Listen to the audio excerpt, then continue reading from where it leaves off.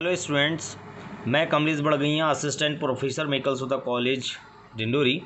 आज मैं BSc BEd third same में फिजिक्स है उसके फर्स्ट यूनिट का टॉपिक लेकर के आया हूँ। 2-3 इंपॉर्टेंट टॉपिक है, उसी को मैंने यहाँ पर कवर किया है। सबसे पहला इंपॉर्टेंट टॉपिक है वहाँ पर ब्राउनियन मोशन, ब्राउनी गति। तो आपने देखा होगा कि कभी कभी शाम के समय जब हम और आप अपने घर में रहते हैं तो घर में यदि हमारे ऊपर छत में कोई होल है, छेद है, वहाँ से हमारे पास सूर्य की प्रकाश अंदर आ रहा है तो बहुत छोटे छोटे पार्टिकल्स हमने देखा होगा, बहुत छोटे छोटे पार्टिकल्स वो उस एयर में मूव करने लगते हैं। तो उसी को हम ब्राउनी गति कहते हैं।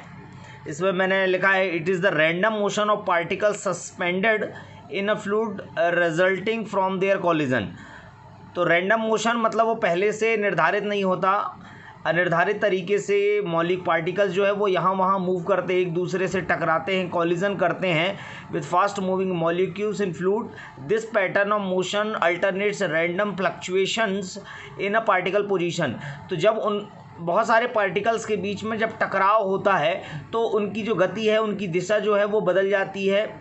इसी को हम ब्राउनी गति कहते हैं। सबसे पहले बॉटनिस्ट थे रॉबर्ट ब्राउन, 1827 में उन्होंने इसे देखा था और उन्होंने पानी के अंदर कुछ लिक्विड डाली और उसके मॉलिक्यूल्स को जब माइक्रोस्कोप से देखा तो उसमें उनको बहुत सारे पार्टिकल्स, मॉलिक्यूल्स के जो गति कण हैं वो गति करते हुए दिखाई दिए। उसे कई दूसरे सैंड में, मिट्टी इत्यादि सभी में उन्होंने यूज़ किया तो सभी में उनको ये दिखा, तो उन्हीं के नाम पर ये ब्राउनी गति रखा गया है।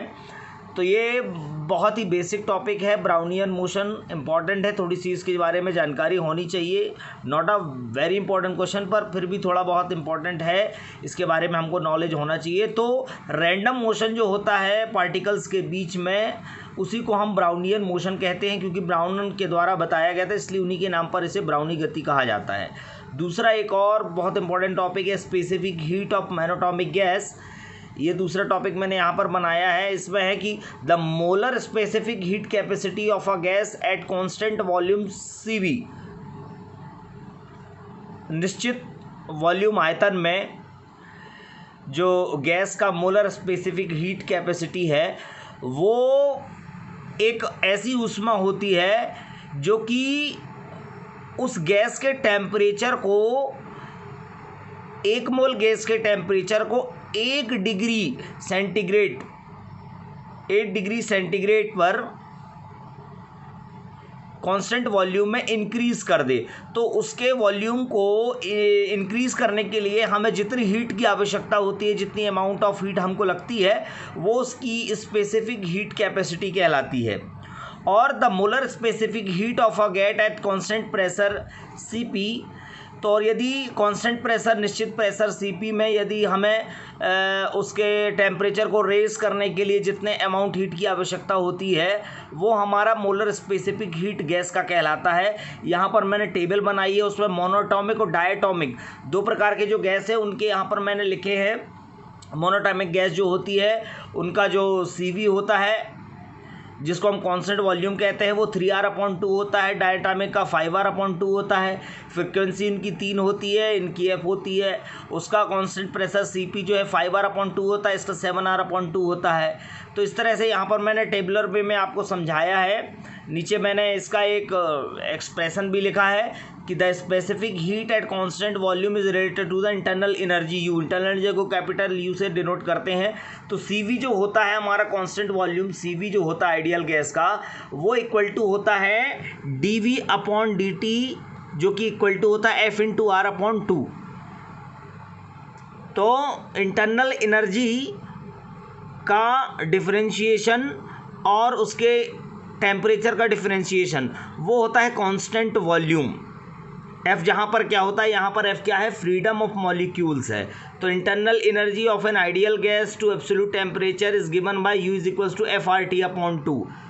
तो ये इंटरनल हीट एनर्जी का है। इसके बाद जो मेन एक और टॉपिक आता है मीन फ्री पाथ। तो मीन फ्री पाथ एक ऐसा टॉपिक है कि यदि हमने किसी एक बर्तन में हम यदि वहाँ पर कोई लिक्विड रखते हैं या गैस रखते हैं तो आप देखेंगे माइक्रोस्कोप से कि गैस के जो मॉलिक्यूल्स है, पार्टिकल्स हैं, वो बहुत फास्टली मूव करते हैं, और जैसे ही एक स्थान से दूसरे स्थान तक वो मूव करता है तो दूसरे स्थान पर यदि कोई और पार्टिकल है तो वो उस पार्टिकल से टकरा करके अपनी गति को बदल देता है। तो पहली बार वह अपने स्थान से उस पार्टिकल के टकराने तक जितनी दूरी तय करता है वो दूरी उसकी होती है फ्री पाथ, उसे हम पार्टिकल का फ्री पाथ कहते हैं। और इस तरह से बहुत सारे अणुओं का, बहुत सारे मॉलिक्यूल पार्टिकल्स का यदि हम निकालते हैं तो, और उसका पूरे का एवरेज यदि हम निकालते हैं तो वो होता है mean free path. Mean free path जिसे हम लैम्डा से शो करते हैं, तो lambda is equals to d1 d2 d3 up to dn upon n। तो d1 d2 d3 up to dn ये बहुत सारे पार्टिकल मॉलिक्यूल के द्वारा तय किए गए दूरियां हैं, तो उन सब का योग बटे जितने उनके बीच में टकराव हुए हैं, जितने कॉलिजन हुए हैं उनकी संख्या, दोनों का हम डिवाइड करके भाग दे देते हैं तो लैम्डा निकल आता है, जो कि हमारा मीन फ्री पाथ होता है। और ध्यान दीजिएगा यहाँ पर आप कि जो मीन फ्री पाथ होता है वो गैस के प्रेशर के और गैस के घनत्व डेंसिटी इन दोनों के इन्वर्सली प्रोपोर्शनल होता है। अर्थात यदि गैस का प्रेशर आप बढ़ाओगे तो मीन फ्री पाथ बढ़ जाएगा, गैस की डेंसिटी बढ़ाओगे तो मीन फ्री पाथ बढ़ जाएगा। और मीन फ्री पाथ जो होता है वो गैस के मास के बिल्कुल प्रोपोर्शनल होता है। जैसे जैसे मास बढ़ाते जाएंगे वैसे वैसे MFP भी बढ़ता जाएगा, और जैसे जैसे आप टेम्परेचर बढ़ाते जाएंगे वैसे वैसे मीन फ्री पाथ भी बढ़ता जाएगा। तो ये 4 इसके मेन कंपोनेंट हैं जिनके ऊपर MFP जो है डिपेंड करता है। तो ये 3 बहुत बेसिक टॉपिक्स हैं जो कि इम्पॉर्टेंट है फर्स्ट यूनिट के पॉइंट ऑफ व्यू से। तो ये मैंने यहाँ पर आपको बताने का प्रयास किया है। आगे वीडियो में मैं कुछ और वीडियोस लेकर के आ रहा हूं जिसमें आपको फर्स्ट यूनिट में पूरी कवर कर रहा हूं, जो बहुत इंपॉर्टेंट टॉपिक हैं उनका ही वीडियो मैं आपके लिए तैयार कर रहा हूं। तो स्टूडेंट आप इसे नोट करें और समझने का प्रयास करें। आई होप ये वीडियो आपके लिए उपयोगी भी होगा और आपको समझ में भी आया होगा। Thank you.